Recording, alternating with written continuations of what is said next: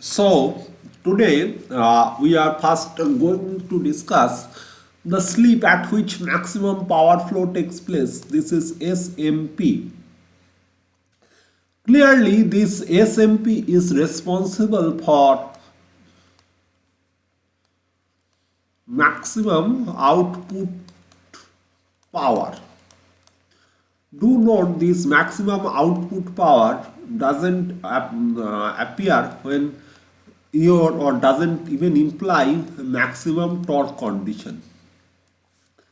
Maximum torque, we can get maximum torque implies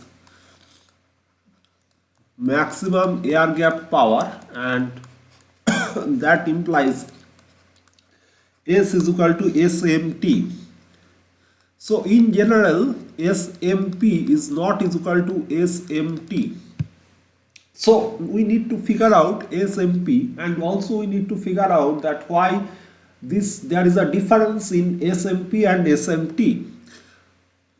That the difference is clear because torque is proportional to your air gap power PG, while the PM or power available to your shaft is proportional to 1 minus SPG. So due to this, presence of S clearly makes a difference.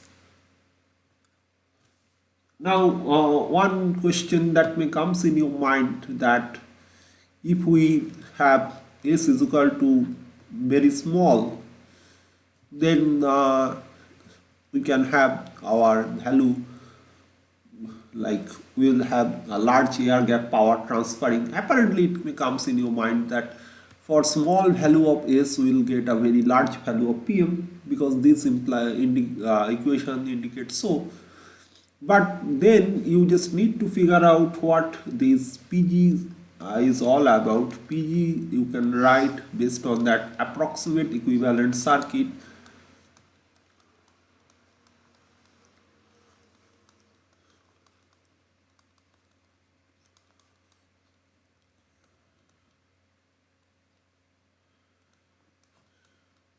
This is our PG.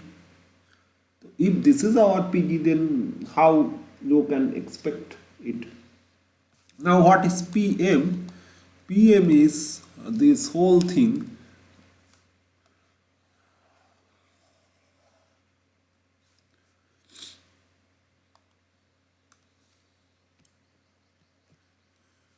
into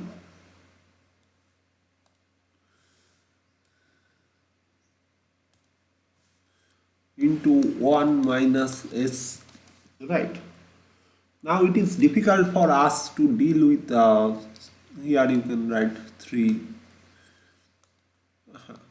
So it is difficult to deal with this.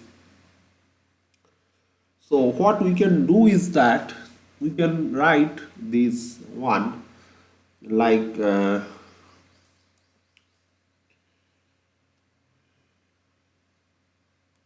okay. One thing also here I would like to mention, what is PMT, that is power when torque is maximum.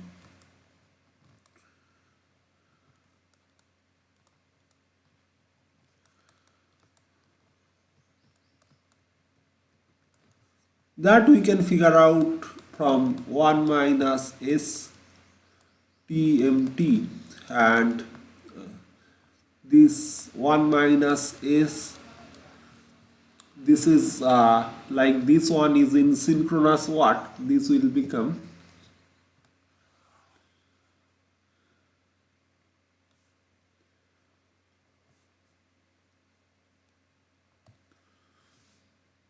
now when at what is the value of our maximum torque, this is equal to, we have already derived the expression of maximum torque in our last video, so it will be something like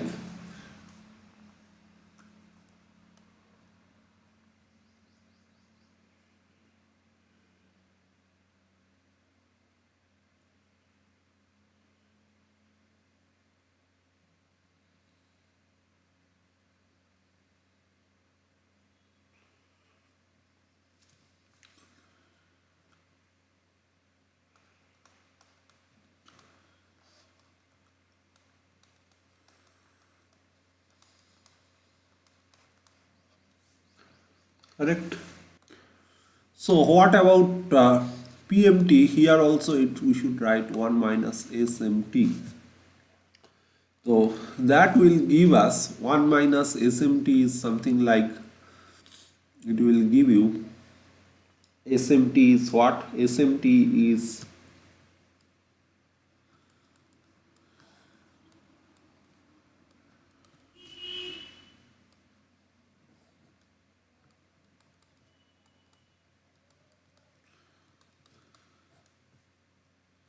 so if you put this value here, you will get what?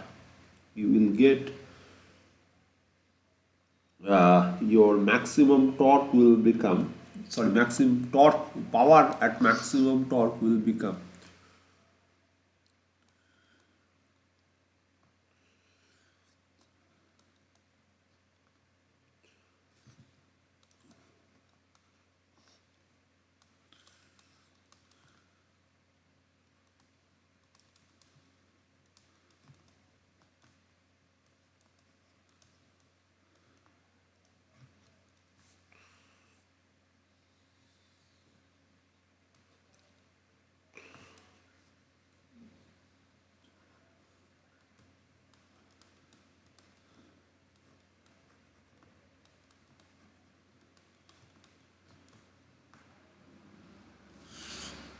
into,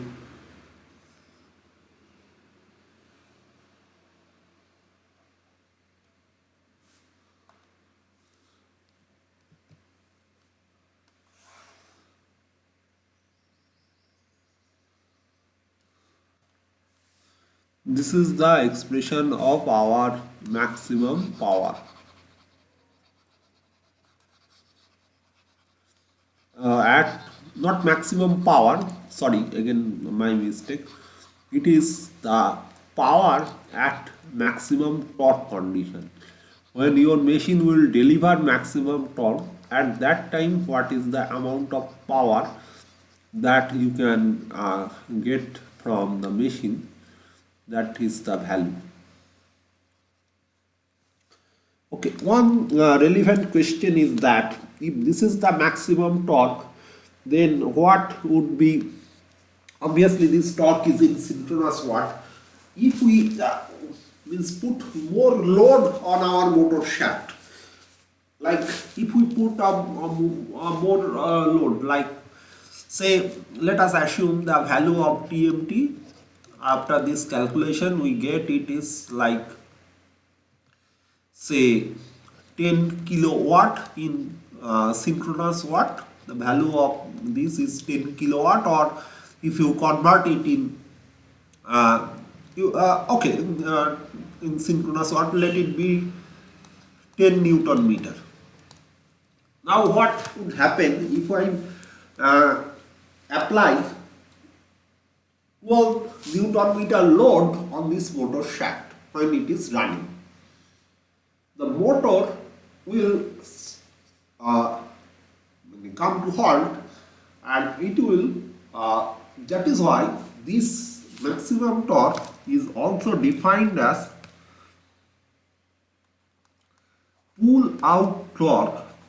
That means the amount of torque after, means beyond which, if you apply, keep on applying or keep on increasing the load, then the machine will pull out of its operation and it will uh,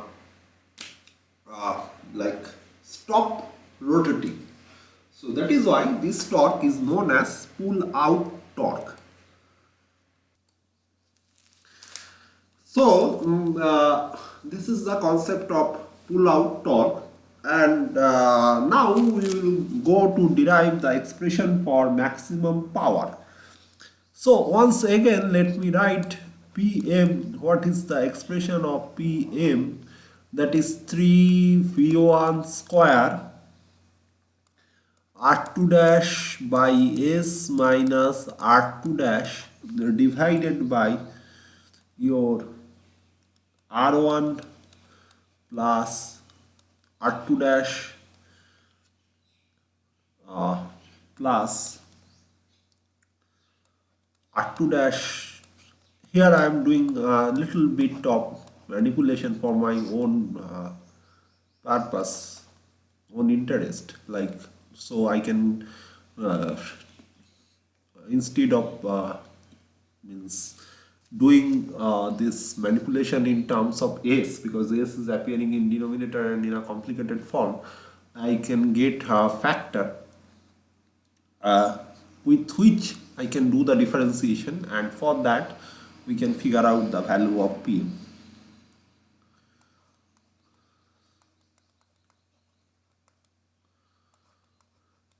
Right. So if this is the case, then for this one, unfortunately I wrote it in the end of this page.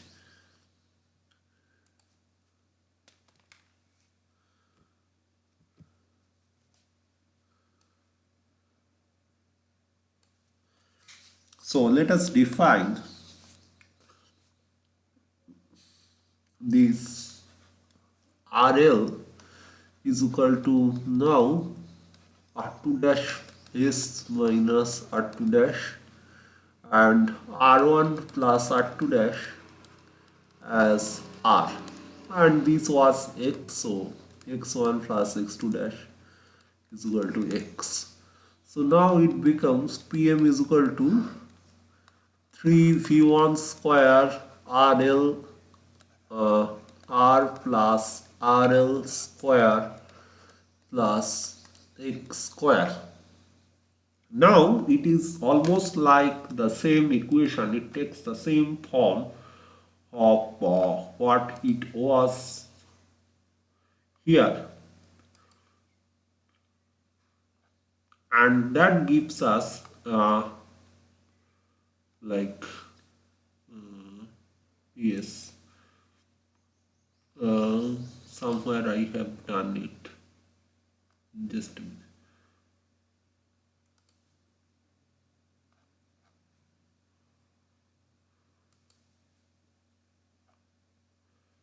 Yes, so this gives us RL is equal to the value of RL for which we are getting it's this.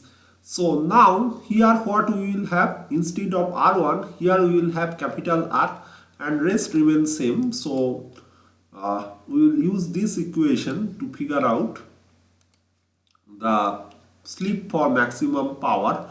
So we will get RL is equal to means at which we will get it is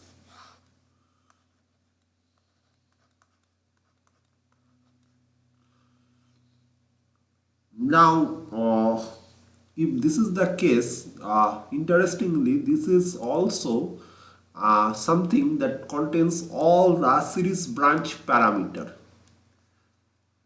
What was R? R was R1 R2 dash, that means two side ohmic drop, stator and rotor side ohmic drop. And what was X? X was the leakage reactance of both sides, X1 and X2. So if we compare them, then we will get the series branch equivalent ZSC. Now for this ZSC, what we are getting, that RL must be ZSC. So in short, it is like our SMP will be what? That will be R2 dash by SMP minus R2 dash will be is equal to ZSC, which implies that SMP is equal to our R2 dash divided by R2 dash plus ZSC. So once we have this, from this we can find out the P max, that is not is equal to, again I am telling you, that is not is equal to PMT. So what is the value of P max? P max will get at SMP. The value of P max you will get it like, if you put the value, it will give you 3V1 square 2 R plus ZSC whole square in watt. So this is the maximum power that we can extract from our machine. And what about TMP, that is torque at maximum power? So torque at maximum power will be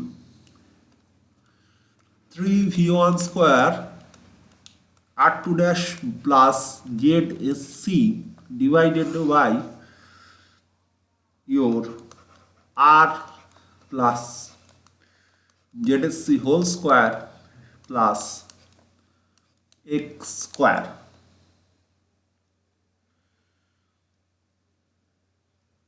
So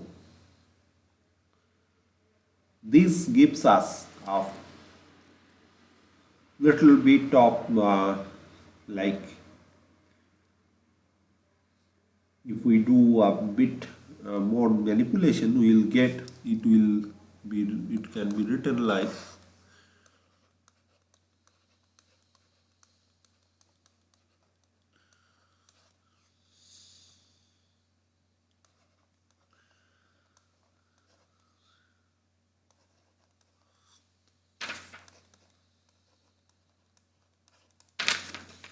right.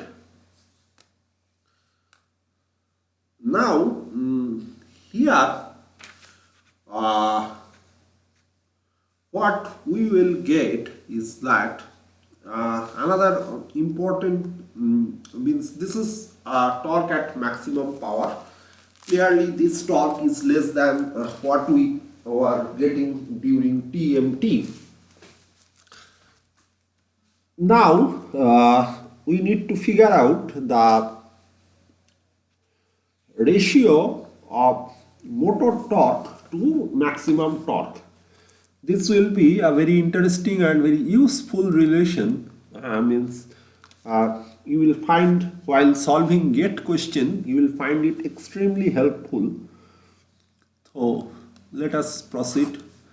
T is equal to 3V1 square R2 dash by S divided by your R1 plus R2 dash by S whole square plus X square. Now this one, if you consider R2 dash means during run,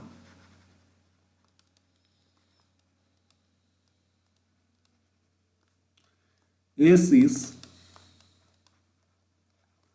close to 0.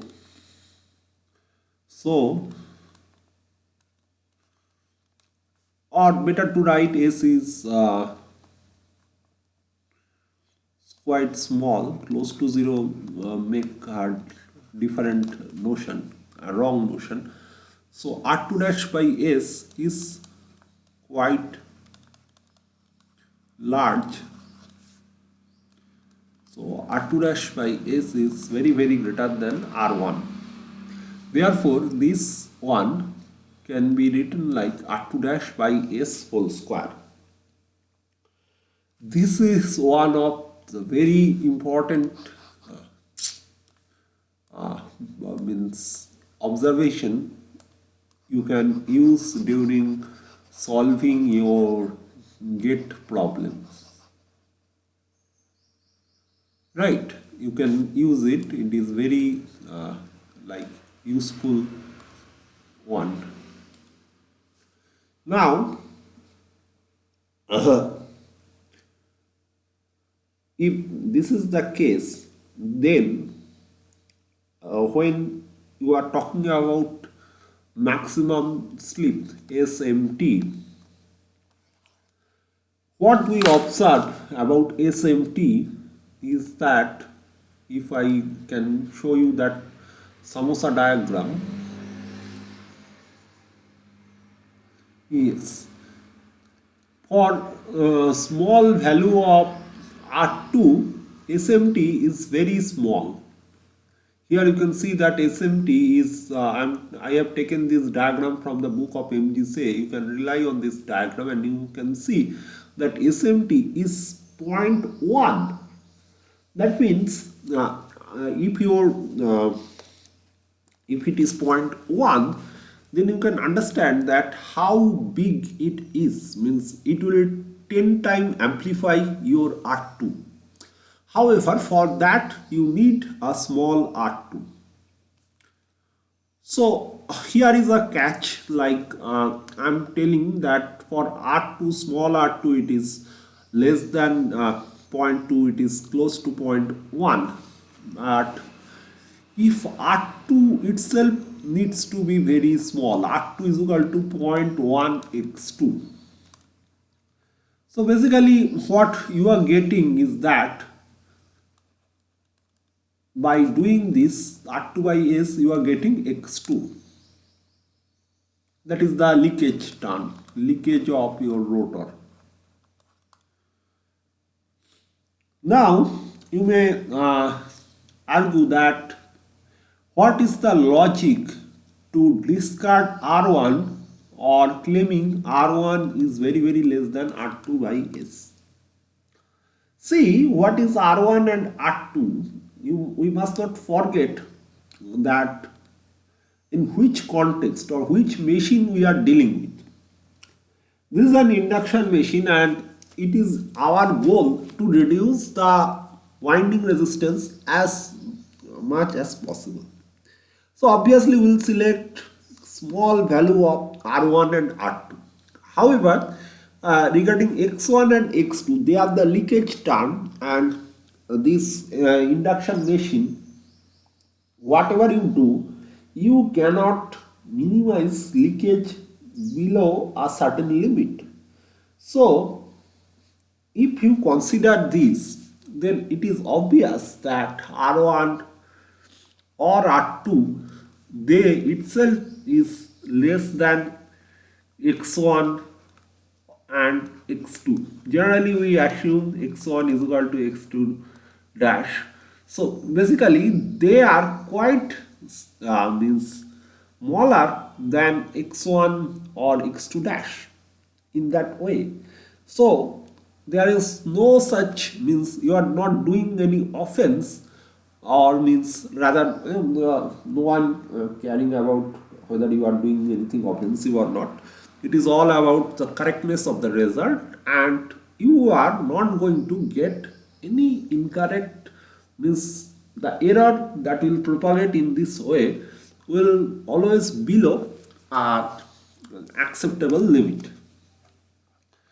With that, what we can see that here this SMT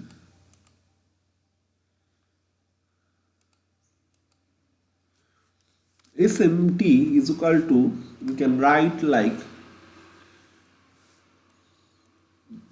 and generally it is desirable that you select small value of R2 dash and R1 dash because they are associated with induction machine winding heating, and heating is a huge issue for any machine, and we need to be careful about the cooling of the machine. So there is unnecessarily, you should not look for a machine that is having extra resistance.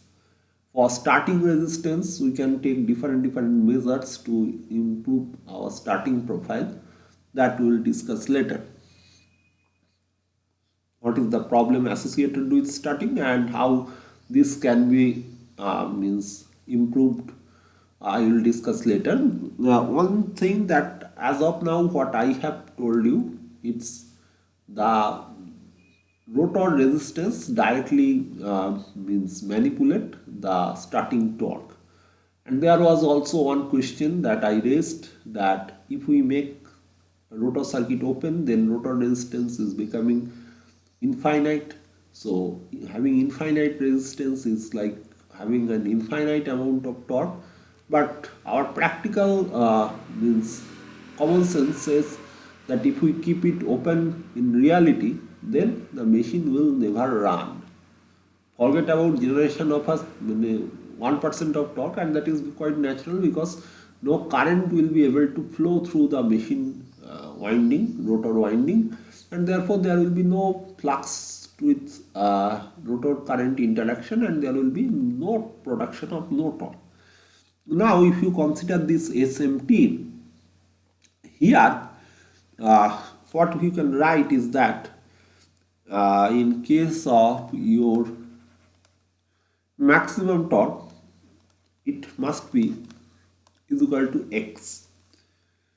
Now your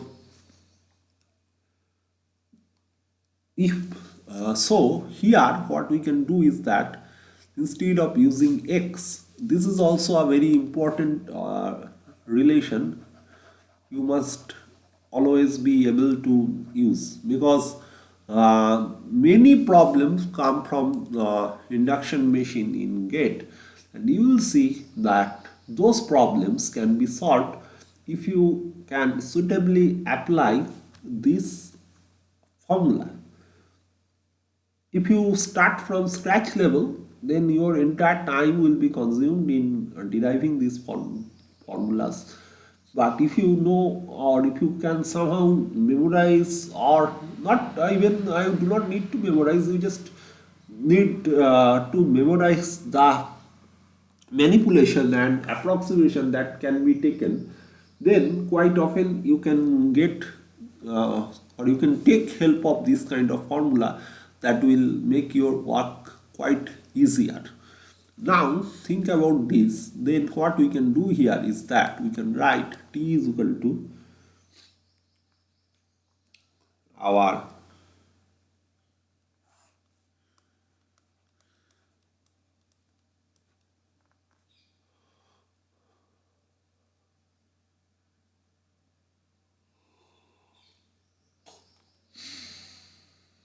now let us take a 2 common. So what you will have 3v1 square is, then if we divide the denominator and numerator, it will give us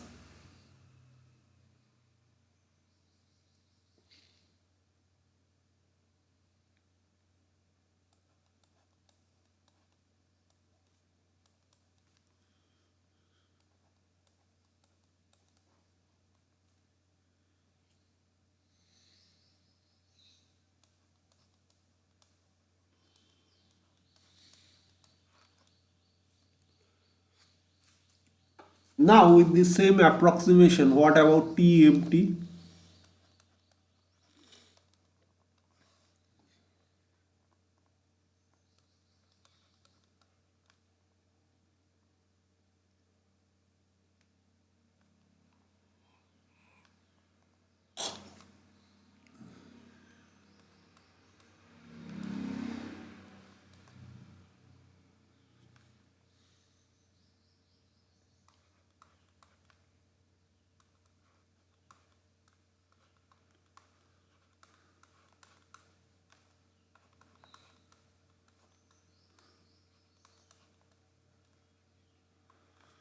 So this gives us another important formula, that is 3v1 square SMT by 2R2 dash.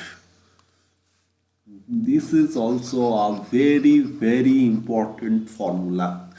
You may take a note, and this you will see this will help you in a magical way solving almost 40% problem, because 40% of induction motor problem, 40 to 50%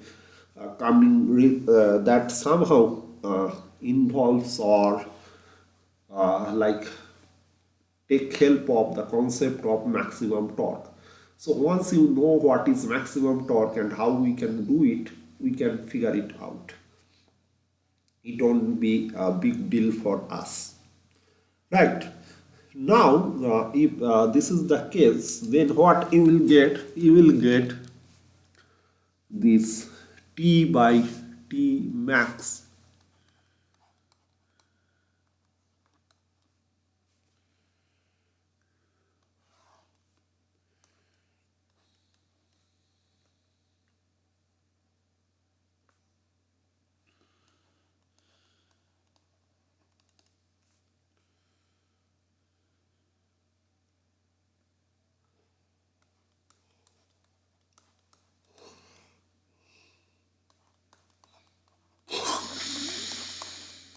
So you will get, it will be like 2 by,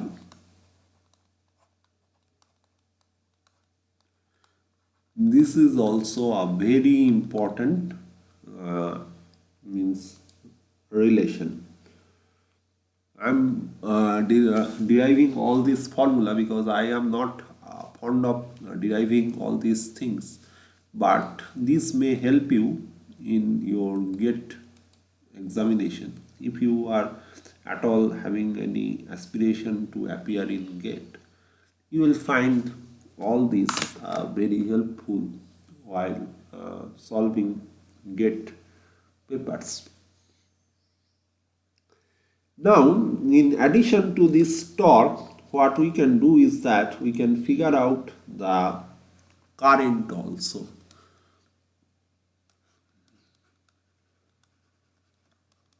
This we know is equal to, now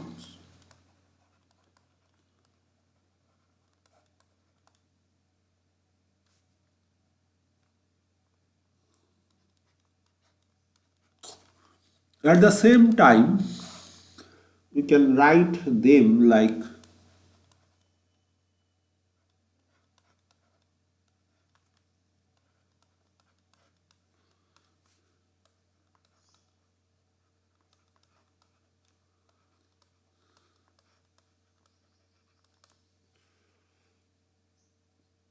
so basically what we are getting is that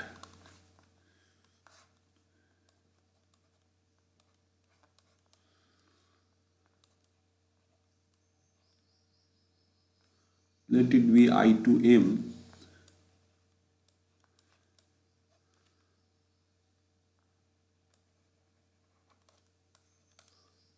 Now putting them together, what we can get is that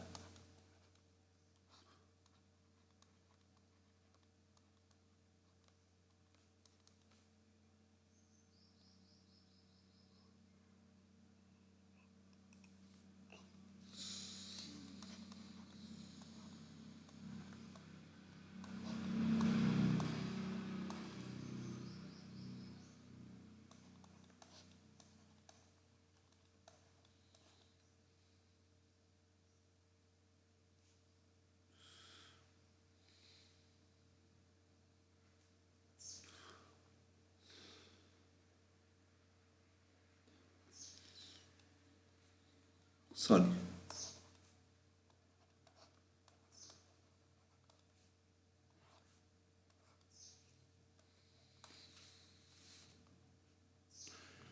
So what about this?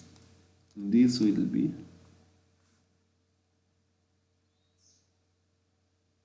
sorry. So this will be taking this value, and if you further simplify it, what you will get is that this will give you something that is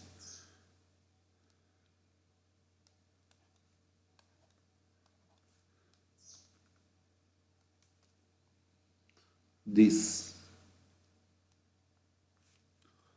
So this is the ratio of current, any normal torque current with your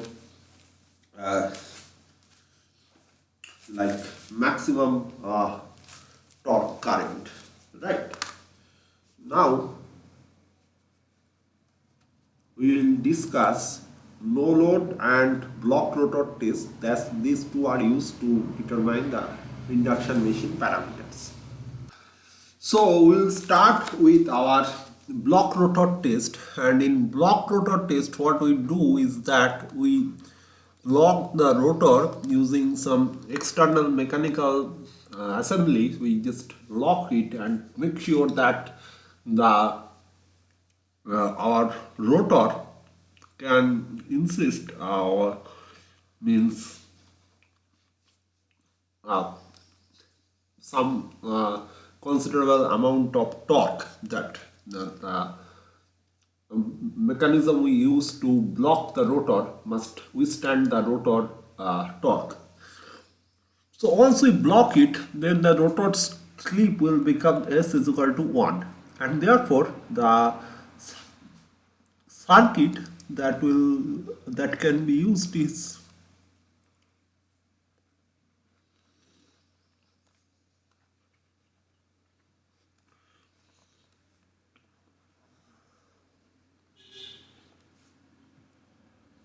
in our block rotor test is this one.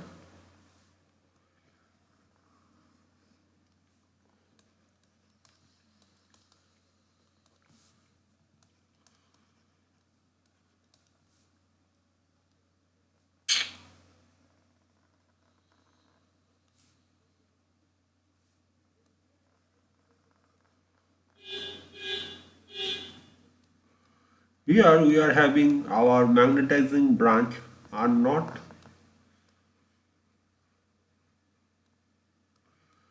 Jx naught. Here we will apply a variable voltage V1 through a variac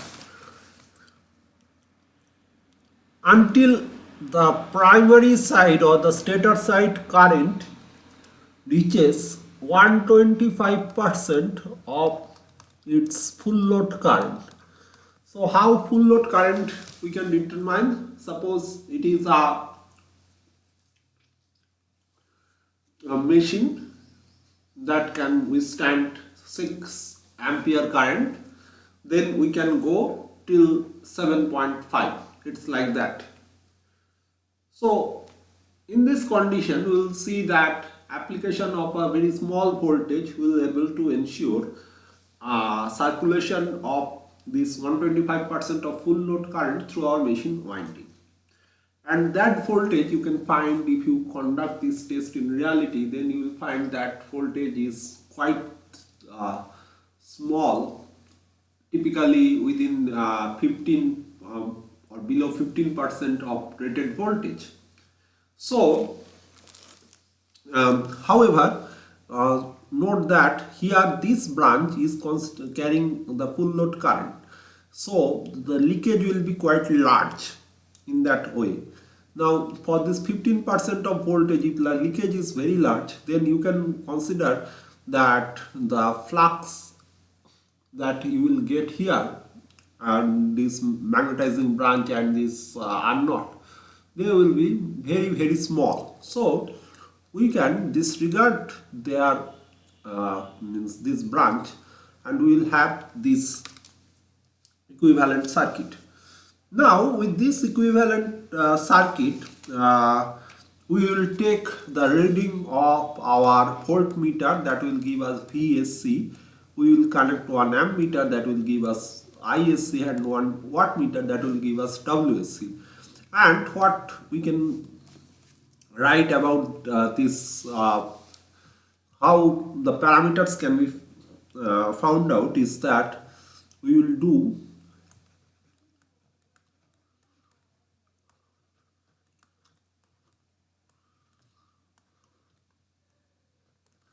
so from this we will figure out the value of R, that is R1 plus R2 dash. Once this R is figured out, then we will do VSC plus the ISC, that will give us ZSC, and X is equal to root under ZSC minus square minus R square. That implies X1 is equal to, generally we consider leakage is equally divided in between rotor and stator winding, so we can write it like X by 2. Correct? Just a minute. So this now if you have any doubt on my argument that whether we can apply this formula or not, here we can do something to means figure out that whether our take is correct or not of replacing the magnetizing branch by an open circuit, whether this take is correct or not. See, this is a typical diagram.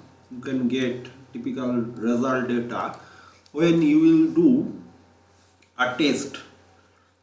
During no load test, if you obtain input current and input power, you will find that input current and input power, while input current is linearly increasing, so clear, it is very clear to us that there is no scope of magnetic saturation, because if magnetic saturation or any other things are present there, or any non-linearity, current would not have increased in this linear fashion.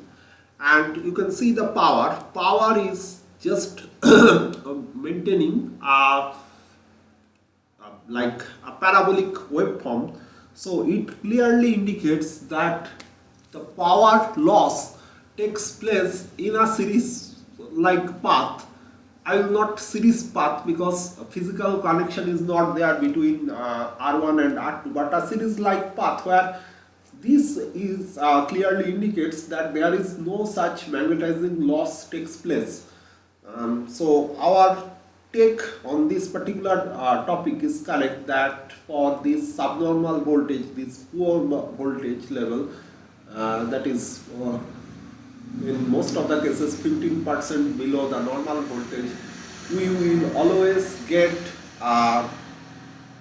data, means we will always we will be able to replace the magnetizing branch by open circuit condition, right?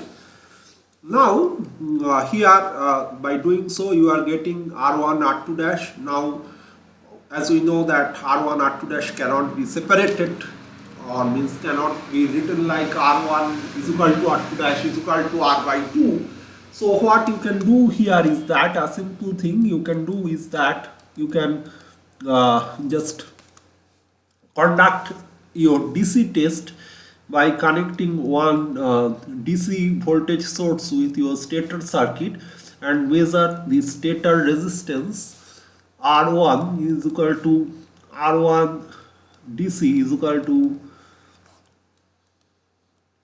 VDC by IDC, and then figure out R1 by multiplying it with a certain factor to convert, or means to take care of your means skin effect, proximity effect, and all other things that takes place in alternating current but is not present there in with DC supply. If you do this, you will get the value of R1, and once you figure out R1, you can easily figure out R2 dash just by subtracting. You will get R2 dash. Done. So this is our block rotor test.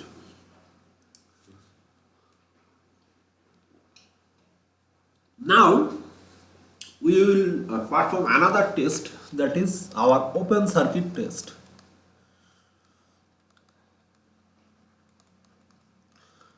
In open circuit test, what we do is that in open circuit test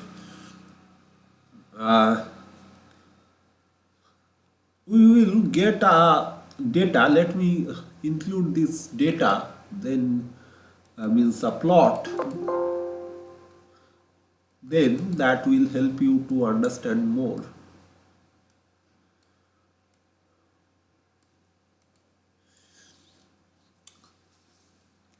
Now you can see that first of all the current doesn't remain non-linear, linear anymore.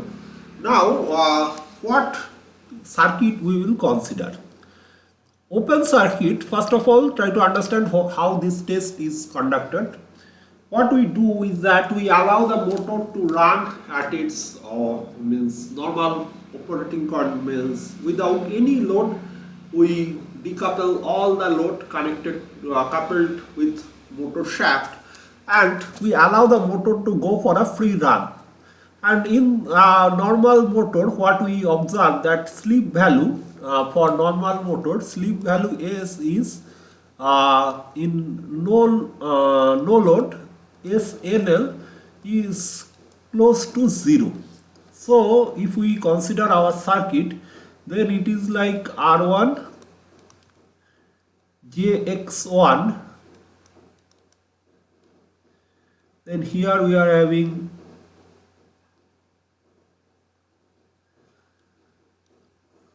R naught and Jx naught. Here we are having Jx2 dash and R2 dash by S. Now if SNL here, then this will almost behaving like an open circuit condition, because this one will become very large. Physical interpretation is that at no load, since your rotor is rotating with a frequency that is quite close to your means rotor mechanical structure frequency becomes close to your synchronous frequency, so rotor induced EMF become very small in magnitude, and that small induced EMF cannot is not strong enough to circulate enough current through our rotor winding. It only means so practically it can be considered as an open circuit. Now here it is almost like transformer, but as I have already mentioned that unlike transformer, here the leakage reactance value X1 is somewhat high than that of in normal transformer, and therefore the series branch drop cannot be neglected. In case of transformer, sometimes what we do, we sometimes neglect the series branch drop of primary side, but here we cannot do that. So what we will get here is that in open circuit we apply full voltage, rated voltage, and allow the machine to go for freedom, and we also take we also note down our, so if a machine is 415 volt, then V naught will be 415 volt, I naught you will get it from your test data, and also W naught. Now with this, what you will figure out that your total power consumption will be how much? The total power consumption will be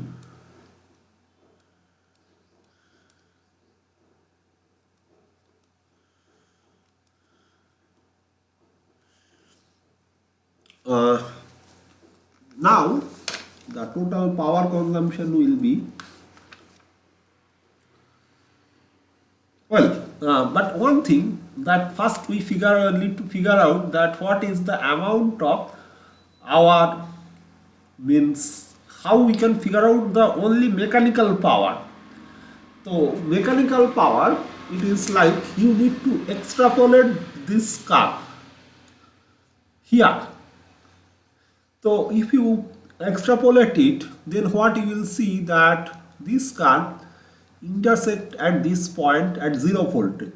Now 0 voltage implies there cannot be any core loss. So this amount of loss you can simply call it that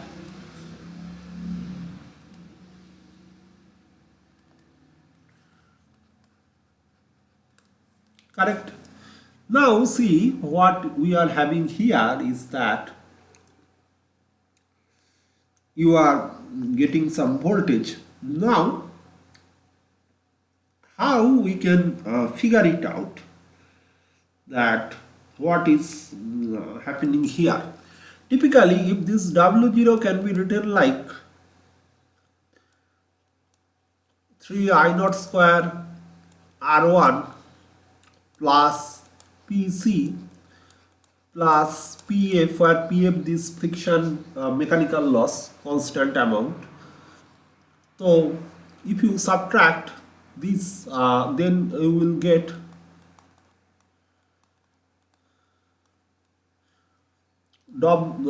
PC you can figure out. However, knowing PC is not sufficient. Why? Because if you know PC, because we have already conducted block rotor test, so individual value of R1 is available to us. So 3 I naught square R1 we can calculate with the help of block rotor test data, and PF we can figure out from this extrapolation result. So we can figure out PC, the value of PC. Now once you know the value of PC, then how you can proceed? You can subtract this drop to figure out E1, right? Once you figure out E1, your task will become a bit easier. E1 is equal to V naught minus I naught R1 plus Jx1. As we have already performed the block rotor test, so these two data are available to us. So we can figure out E1 or minus E1, whatever. Then PC is equal to what? Since it is a parallel branch, we can write PC is equal to E1 square by R naught. Now we know PC and E1 square, so we can figure out R naught from this. And also what we can figure out is that once we figure out R naught, then we can also figure out that what about X naught. How we can do it? It's like E1 I naught, here some power factor angle, let us consider cos phi, that is not is equal to cos theta 1. So E1 I naught cos phi is equal to PC. So from this we can figure, or phi naught is equal to PC. So from this we can figure out, knowing all these three, we can figure out this cos phi, and this cos phi, from this we can figure out the value of phi. And what we know, that tan phi is equal to what? Our parallel branch. What is our tan phi? Tan phi is equal to your R naught by X naught. So if you do it, you will get the value of your X naught from the here. So with this you can figure out all the parameters of your equivalent circuit. Now one thing I would like to mention, just a few days back one student asked me, sir, you conduct open circuit, short circuit and test, different tests, zero power factor test to figure out synchronous generator parameters. So what about synchronous motor? So the answer is that it is not generator or motor, it is done for the entire machine. So similarly, when we are doing it for this induction motor, although we conduct this test as a motor, but this data will still become applicable to the machine when it will start operate like an induction generator also. So please keep that in your mind.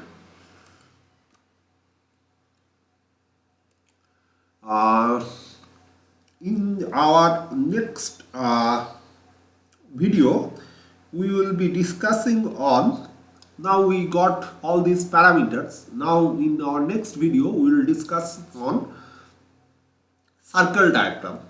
First we will start with approximate circle diagram, and then we will discuss exact circle diagram. Then we will discuss how the circle diagram data can be interpreted to find out transition from machine to generator. And once we did it, then we will go for our analysis of double field induction generator. That is the most current update in that field. We will discuss that.